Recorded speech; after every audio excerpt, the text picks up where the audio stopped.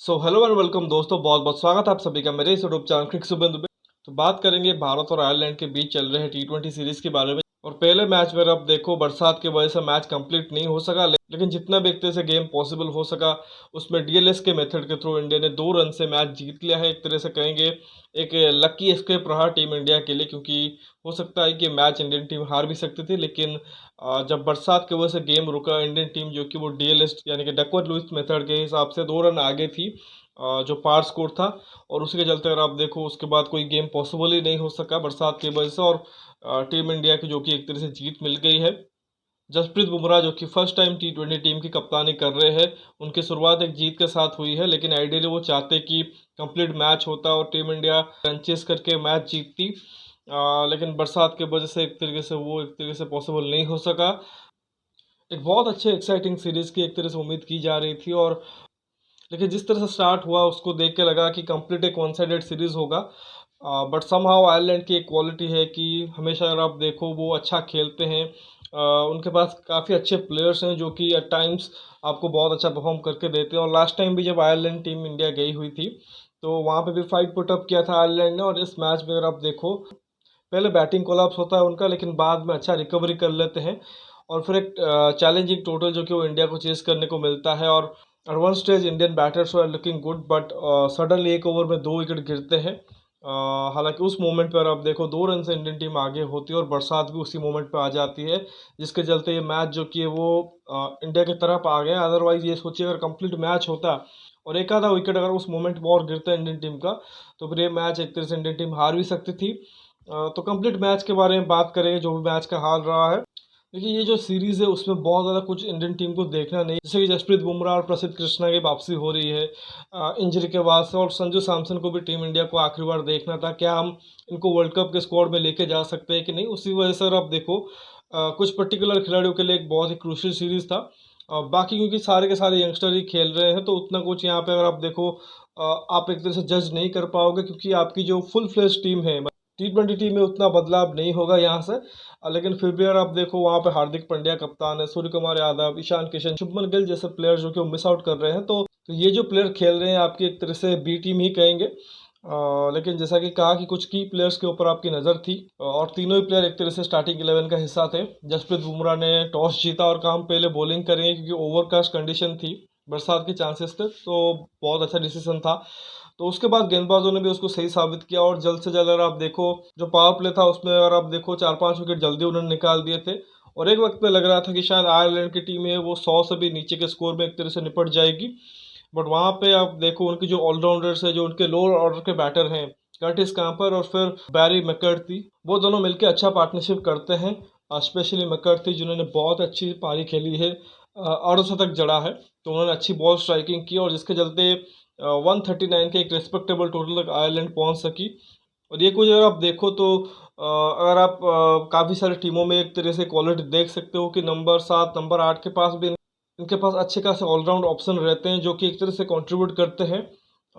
हमारे Indian team की ये दुविधा है कि हमारे इंडियन टीम के पास ऐसे कोई खिलाड़ी नहीं है, लेकिन हमने इंग्लैंड, ऑस्ट्रेलिया, न्यूजीलैंड इन सबको तो देखा ही है, साथ ही जो एसोसिएट नेशंस भी हैं, चाहे आप नीदरलैंड्स को देख लो, जिम्बाब्वे हो या फिर आयरलैंड हो, स्कॉटलैंड हो, इनके पास वो प्लेयर नंबर 8-9 पे रहते हैं जो कि कंट्रीब्यूट करते हैं। और उनमें से अगर आप देखो कर्टिस कांपर या बैरी मैकर्थी जो कि वो भी हो गए, वरना आप सोचो एक स्टेज पे वो 59 पे 6 थे और वहाँ से 139 तक पहुँचना मतलब इंडियन टीम के लिए तो बहुत मुश्किल होता, इम्पॉसिबल के बराबर ही होता।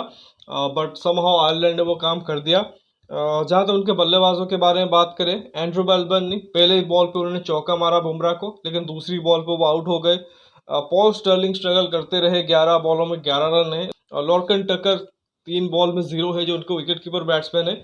इनफैक्ट पहले ही ओवर में बुमराह ने आके मेलबर्न और फिर टक्कर को आउट किया, जो कमबैक उनका ओवर रहा ऑलमोस्ट 11 महीने के बाद इंटरनेशनल क्रिकेट में। उसमें उन्होंने पहले ही ओवर में 2 विकेट लिए। हैरी टेक्टर भी स्ट्रगल करते रहे, 9 रन है उनके 16 बॉलों में। और जॉर्ज डॉकरेल जो उनके ऑलराउंडर है, उन्होंने एक ही रन किया 3 बॉलों में। और एक स्टेज पर अगर आप देखो उनकी टीम जो कि वो 31 पे 5 स्ट्रगल कर रही थी और 59 पे भी छठा विकेट गिर गया था। मार्क एडर आउट हुए थे 16 रन बना के, लेकिन वहीं पे जब पार्टनरशिप होती है कर्टिस कांपर और बैरी मैकर्थी के बीच, कर्टिस कांपर ने 39 किए हैं 33 बॉलों में, जबकि मैकर्थी नॉट आउट रहे हैं 33 बॉलों में 51 किए हैं, 4 चौके और 4 छक्के मारे हैं। और ये जो इनिंग्स थी वो डिफरेंस थी एक 70-75 के टोटल में और एक 139 के एक तरह से फिनिश में। तो अच्छी पार्टनरशिप उनके बीच रही। जहाँ तक इंडियन टीम की बॉलिंग की बात करें, बुमराह ने बहुत अच्छा स्टार्ट किया था और फिनिश भी उसी अंदाज में किया। 4 में 24 रन दे के 2 विकेट लिए हैं।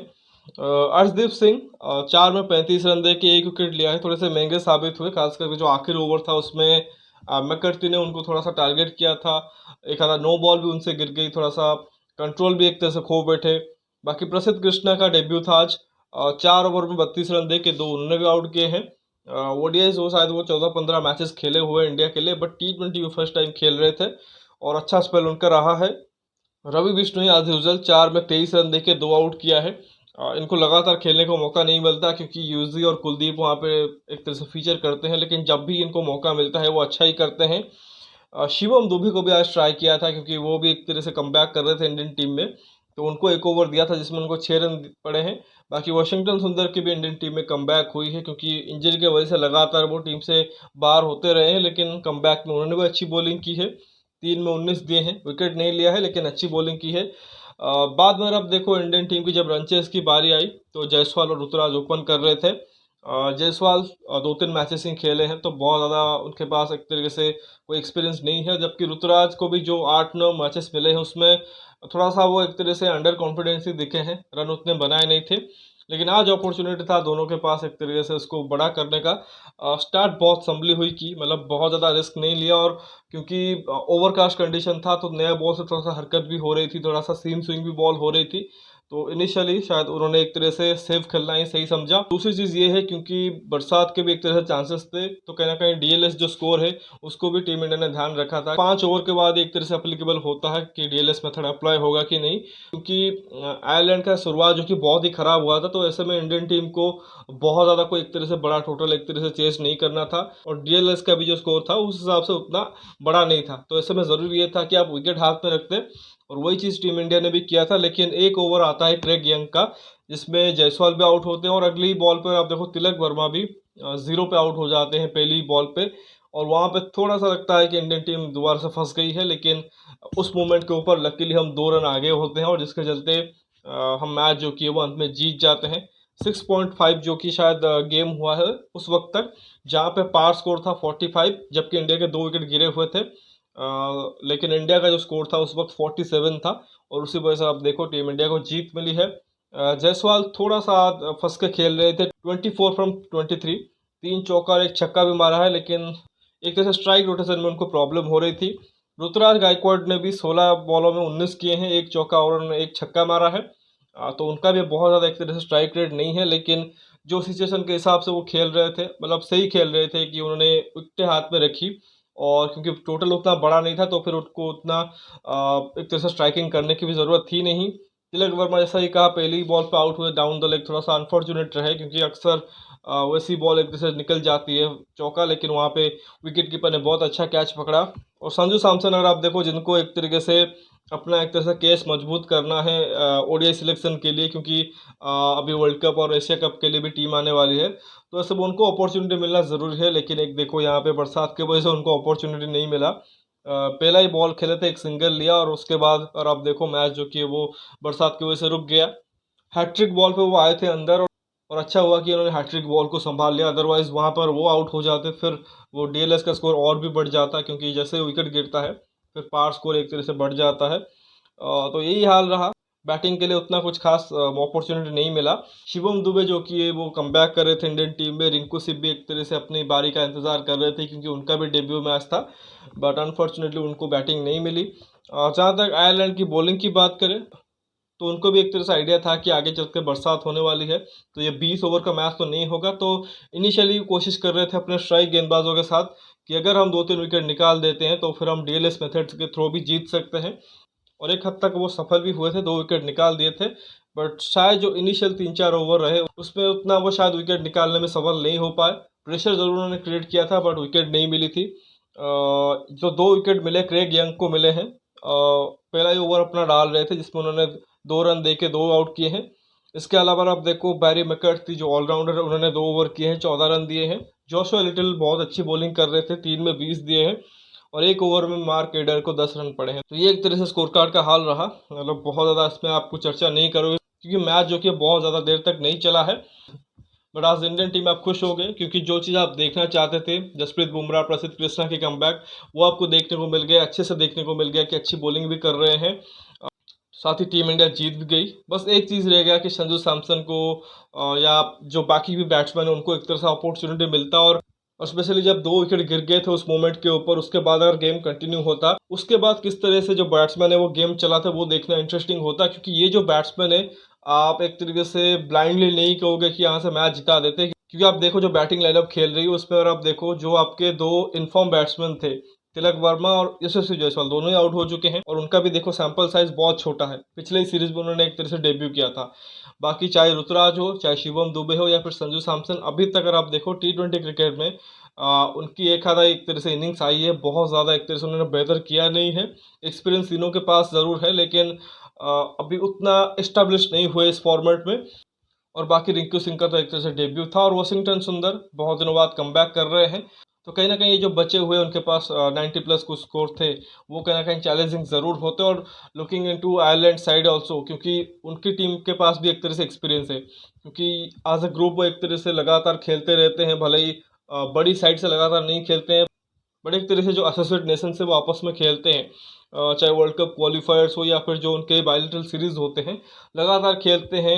और तो उनके पास एक्सपीरियंस ज़रूर थी और कंडीशन, और क्योंकि उनका घर का कंडीशन है तो फिर उसको बेटर यूटिलाइज भी कर सकते थे। तो अगर फुल गेम होता तो एक तरह से मज़ा आता। लेकिन चलिए कोई नहीं, इंडियन टीम जीत गई है और अब इंतजार रहेगा अगले मैच का, जो कि संडे यानी कि 20 तारीख को खेला जाना है। एक ही वेन्यू है वहाँ पे, अगर आप देखो डबलिन में, माला हेड में ही एक तरह से सारे के सारे गेम्स होंगे। तो उम्मीद ये करेंगे बरसात उस दिन ना हो, इनफैक्ट अगले मैच में भी ना हो, और जो बचे हुए 2 मैचेस हो वो कंप्लीट हो, और एक तरह से अच्छा खासा चैलेंज हमें देखने को मिले इस सीरीज़ में। और स्पेशली आयरलैंड के जो टॉप ऑर्डर के बैट्समैन हैं, पॉल स्टर्लिंग हो गए, बर्बर्नी हो गए, हैरी टेक्टर हो गए, लॉर्कन टकर हो गए, जो कि एक्सपीरियंस खिलाड़ी हैं और अच्छे बैट्समैन भी हैं, इनसे उम्मीद होगी और थोड़ा सा बेहतर करके आएँ और थोड़ा सा बेहतर प्रिपेयर हो इंडियन बॉलिंग को खेलने के लिए। और जो पिछली बार उन्होंने फाइट दिखाया, मुझे याद है शायद 220 से भी ज़्यादा स्कोर शायद इंडियन टीम ने किया था। दीपक हुड्डा का आई थिंक 100 आया था, संजू सैमसन का पहला अर्धशतक आया था T20 में। लेकिन वहाँ से अगर आप देखो आयरलैंड की तरफ से भी बढ़िया फाइट बैक देखने को मिलता है, और वो सिर्फ 4 रन से ही वो मैच हारते हैं, यानी कि ऑलमोस्ट वो स्कोर भी एक तरह से वो चेस कर देते हैं। तो वैसे कुछ अगर परफॉर्मेंस आ गई तो फिर इस सीरीज़ का मज़ा आ जाएगा।